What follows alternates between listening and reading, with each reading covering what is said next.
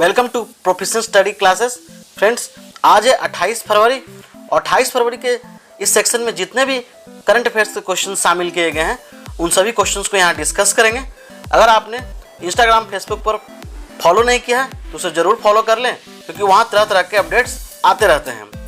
और फ्रेंड्स, अगर आपको PDF quiz, science and tech news, important events news, latest update आदि चाहिए तो आप हमारे टेलीग्राम से जुड़ सकते हैं। टेलीग्राम से जुड़ने के लिए प्रोफेशनल स्टडी सर्च कर सकते हैं। तो ये शुरू करते हैं। कोल इंडिया लिमिटेड ने अपने माल की निगरानी और सूचना साझा करने के लिए किसके साथ समझौता किया है? तो इसका सही आंसर है क्रिस। दोस्तों, कोल इंडिया लिमिटेड ने क्रिस के साथ अपने माल की निगरानी और सूचना साझा करने के लिए एक समझौता किया है। और बात करते हैं क्रिस की, तो इसका full form centre for railway information systems होता है। और दोस्तों, यह रेल मंत्रालय के अधीन एक स्वायत्त संगठन है और यह भारतीय रेलवे के सूचना प्रौद्योगिकी अनुप्रयोगों के विकास और प्रबंधन का कार्य करता है। साथ ही यह गैर सरकारी कंपनी तथा सार्वजनिक क्षेत्र के कंपनियों को भी प्रौद्योगिकी संबंधी सेवाओं को प्रदान करता है। और दोस्तों, इसकी स्थापना 1984 में हुई थी तथा इसका मुख्यालय चाणक्यपुरी, नई दिल्ली में है। और दोस्तों, कोल इंडिया की बात करते हैं तो कोल इंडिया भारत सरकार के एक पूर्ण स्वामित्व वाली कंपनी है और इसकी स्थापना 1975 में हुई थी और यह एक नवरत्न कंपनी है तथा इसके अध्यक्ष प्रमोद अग्रवाल हैं। बात करते हैं DRDO की, तो DRDO ने हाल ही में हेलिना तथा ध्रुवास्त्र नामक एंटी टैंक गाइडेड मिसाइल का परीक्षण किया था। नेक्स्ट, आत्मनिर्भर कृषक समन्वित विकास योजना किस राज्य ने शुरू की है? तो इसका सही आंसर है उत्तर प्रदेश। जहां दोस्तों उत्तर प्रदेश ने आत्मनिर्भर कृषक समन्वित विकास योजना शुरू की है। हाल ही में उत्तर प्रदेश के वित्त मंत्री सुरेश खन्ना ने बजट पेश करते हुए आत्मनिर्भर कृषि समन्वित विकास की घोषणा की थी। और दोस्तों, यह योजना किसानों की आय 2022 तक दुगनी करने के लिए शुरू की गई है।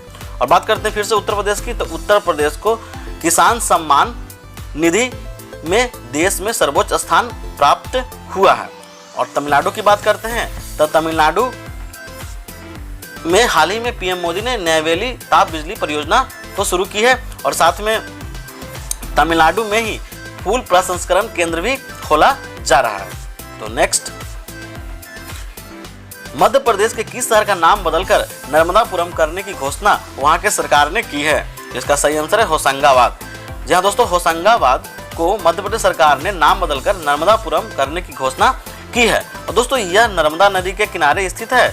और बात करते हैं नर्मदा नदी की, तो नर्मदा नदी मध्य प्रदेश की जीवन रेखा मानी जाती है और यह भारत की 5वीं सबसे बड़ी नदी है। इसका उद्गम स्थान अमरकंटक है तथा यह पश्चिम की तरफ बहने वाली नदी है और इसे रेखा नदी के नाम से भी जाना जाता है।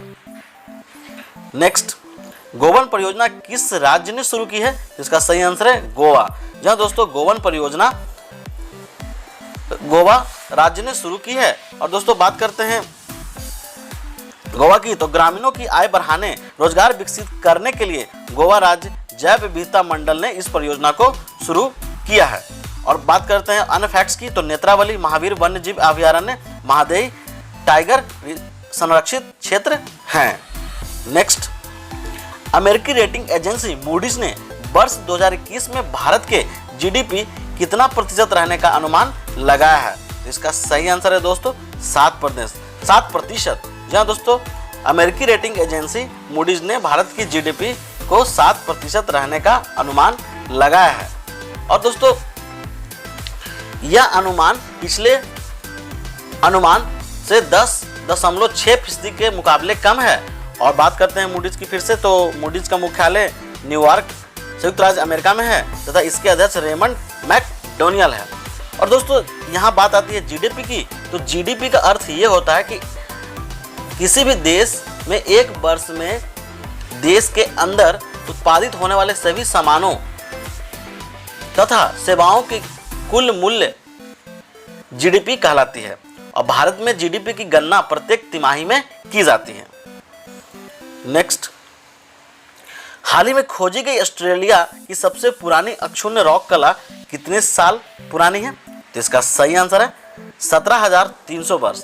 जहाँ दोस्तों ऑस्ट्रेलिया में हाल ही में एक अक्षुण्ण पुरानी रॉक कला की खोज की गई है और यह 17,300 वर्ष पुरानी है।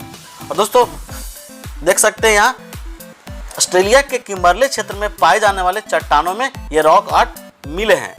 और दोस्तों और यह एक कंगारू पेंटिंग है और वहाँ के आदिवासी कलाकारों द्वारा इसे बनाया गया था। नेक्स्ट, हाल ही में स्टेट ऑफ इन्वायरमेंट रिपोर्ट 2021 किसने जारी की है? तो इसका सही आंसर है centre of science and environment. जहां दोस्तों centre of science and environment ने हाल ही में स्टेट ऑफ इन्वायरमेंट रिपोर्ट 2021 जारी की है। और दोस्तों इस रिपोर्ट में महाराष्ट्र के तारापुर को देश का सबसे प्रदूषित औद्योगिक क्लस्टर बताया गया है। साथ में हिमाचल प्रदेश, आंध्र प्रदेश, तमिलनाडु, केरल इत्यादि को अच्छे स्थानों पर रखा गया है, जबकि खराब प्रदर्शन करने वाले स्थानों में बिहार, झारखंड, अरुणाचल प्रदेश, मेघालय, यूपी हैं। नेक्स्ट, राष्ट्रीय अनुसूचित जाति आयोग के नए अध्यक्ष कौन बने हैं? तो इसका सही आंसर है विजय संपला। जहां दोस्तों विजय संपला को राष्ट्रीय अनुसूचित जाति आयोग के नए अध्यक्ष बनाया गया है। अब दोस्तों बात करते हैं विजय संपला की, तो ये पूर्व केंद्रीय सामाजिक न्याय और अधिकारिता राज्य मंत्री भी रह चुके हैं और राष्ट्रीय अनुसूचित जाति आयोग के अध्यक्ष को प्रधानमंत्री के सलाह पर राष्ट्रपति द्वारा नियुक्त की जाती है। और बात करते हैं बलबीर सिंह चौहान की, तो ये विधि आयोग के अध्यक्ष हैं। नेक्स्ट, हाल ही में किस क्रिकेटर ने सभी प्रारूपों से संन्यास ले लिया है? इसका सही आंसर है यूसुफ पठान।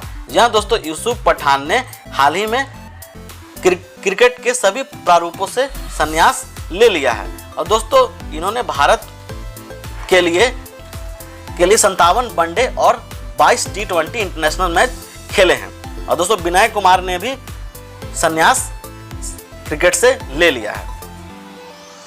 नेक्स्ट, नाइजर के नए राष्ट्रपति किसे चुना गया है?